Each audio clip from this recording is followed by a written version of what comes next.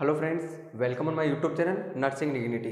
Friends, today we will discuss our topic that is important topic of the psychology for the university exams.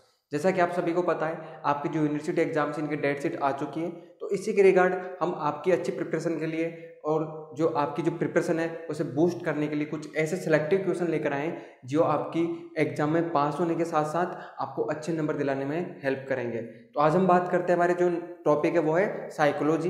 जो psychology आपको पता है एक separate आपके BSc nursing first year में subject चलता है और इसका एग्जाम सेपरेटली होता है। जो जीएनएम है उनके तरफ जो साइकोलॉजी सोशियोलॉजी इनका पेपर होता है, तो जो साइकोलॉजी है इसके अंदर कुछ सेलेक्टिव यूनिट्स है और सेलेक्टिव क्वेश्चन है जो हर बार रिपीट होते हैं, तो उन्हीं के बारे में आज हम डिस्कस करेंगे। फर्स्ट क्वेश्चन है हमारा, define psychology, its usages and importance of the psychology in the nursing. हर एग्जाम के अंदर आपको ये क्वेश्चन रिपीट देखने को मिलेगा 16 नंबर का।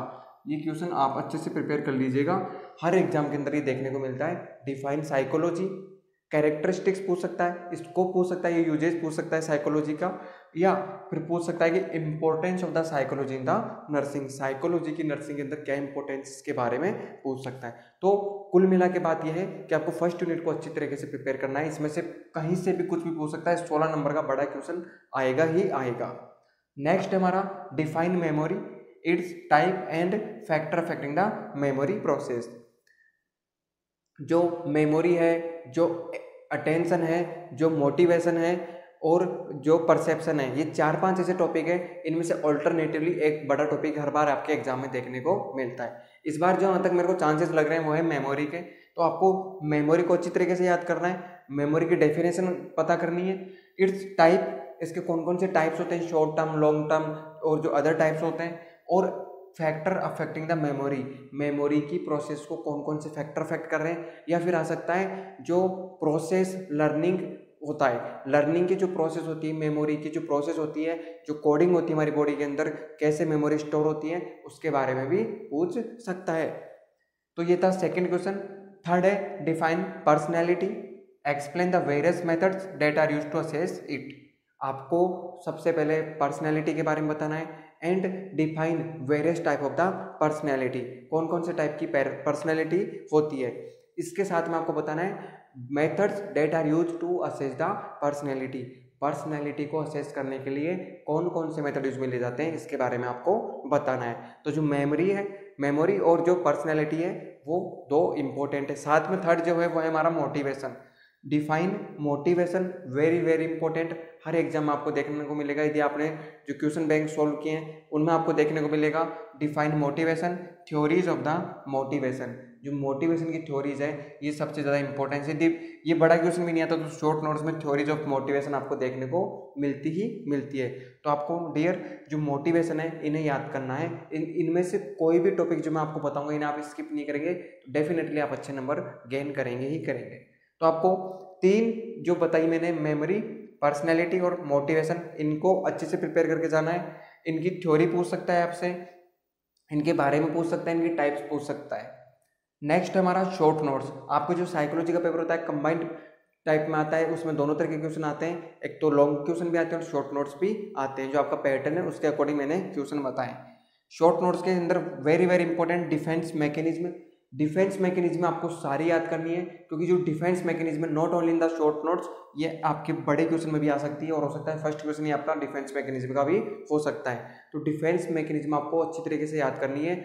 डिफेंस मैकेनिज्म में अलग अलग डिफेंस मैकेनिज्म है। यदि शॉर्ट नोट्स के अंदर आती है तो आप इन्हें एनलिस्ट भी करेंगे तो ये इनफ है, लेकिन यदि बड़े क्वेश्चन में पूछती है तो आपको एक एक को एक्सप्लेन करना पड़ेगा, उनको सेपरेटली उनका जो एग्जाम्पल्स है उनके थ्रू उन्हें एक्सप्लेन करना पड़ता है। तो आपको ये ध्यान रखना है, डिफेंस मैकेनिज्म को आपको डियर अच्छे से प्रिपेयर करना है। सेकंड हमारा इंपॉर्टेंट टॉपिक है परसेप्शन। हर एग्जाम में आपको देखने को मिलेगा परसेप्शन, या परसेप्शन नहीं पूछेगा तो disorder of the perception, illusion हो गया, हेल्यूसिनेशन हो गया, इनके बारे में पूछ सकता है। लेकिन जो डिसऑर्डर है वो आपके साइकेट्रिक के अंदर आते हैं, इसलिए जो ज़्यादा प्रोबेबिलिटी रहती है वो इसके परसेप्शन के बारे में, जर्नल इंट्रोडक्शन के बारे में पूछने की रहती है। तो आपको परसेप्शन को भी अच्छे से प्रिपेयर करना है। कॉन्फ्लिक्ट वेरी इंपॉर्टेंट, कॉन्फ्लिक्ट और डिफेंस मैकेनिज्म ये या तो शॉर्ट नोट्स में आ सकते हैं, फिर बड़े क्वेश्चन में भी आ सकते हैं। तो कॉन्फ्लिक्ट को भी आपको पढ़ना है, छोटा सा टॉपिक है, ज़्यादा बड़ा नहीं है। Conflict and it's type, conflict के कौन कौन से टाइप्स होते हैं इनके बारे में आपसे एग्जामिनर पूछ सकता है बड़े क्वेश्चन के अंदर। तो आपको जो कॉन्फ्लिक्ट है इससे भी अच्छी तरीके से प्रिपेयर करना है। नेक्स्ट है मेंटल हेल्थ या मेंटल इलनेस। इसमें से 3 क्वेश्चन बनते हैं आपके टॉपिक में से, मेंटल हेल्थ और मेंटल इलनेस। या तो आपसे ओनली मेंटल हेल्थ के बारे में पूछ सकता है, या फिर मेंटल इलनेस के बारे में पूछ सकता है, या फिर पूछ सकता है characteristics of a mentally healthy person, या फिर पूछ सकता है characteristics of a mentally ill person.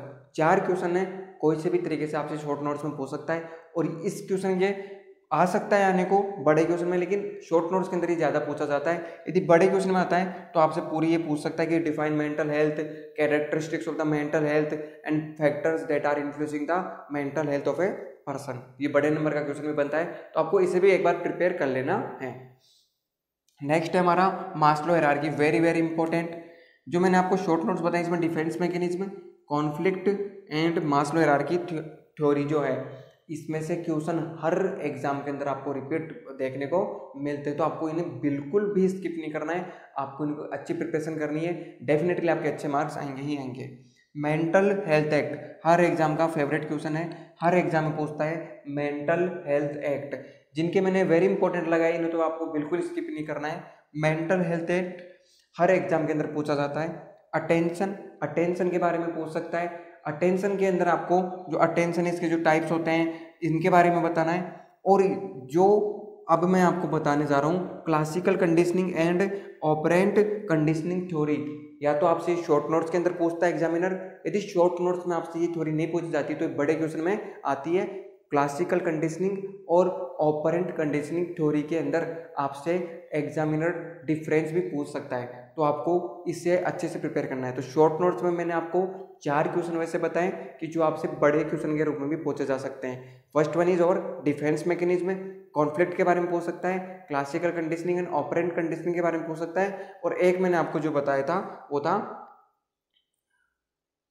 Perception, नहीं परसेप्शन के बारे में नहीं पूछेगा, हाँ मेंटल हेल्थ और मेंटल इलनेस के बारे में आपसे बड़े क्वेश्चन में भी पूछ सकता है। तो आपको इनको अच्छे से प्रिपेयर करना है। यदि आप डेफिनेटली इन सभी क्वेश्चन में से यदि एक भी टॉपिक को स्किप नहीं करते हैं तो आपके अच्छे नंबर आएंगे। हालांकि आपको सिलेबस सारा कवर करना है, लेकिन आप यदि ये पढ़ते हैं तो आपके अच्छे नंबर आएंगे ही आएंगे। तो ये था आज का हमारा टॉपिक, साइकोलॉजी के इंपॉर्टेंट क्वेश्चन।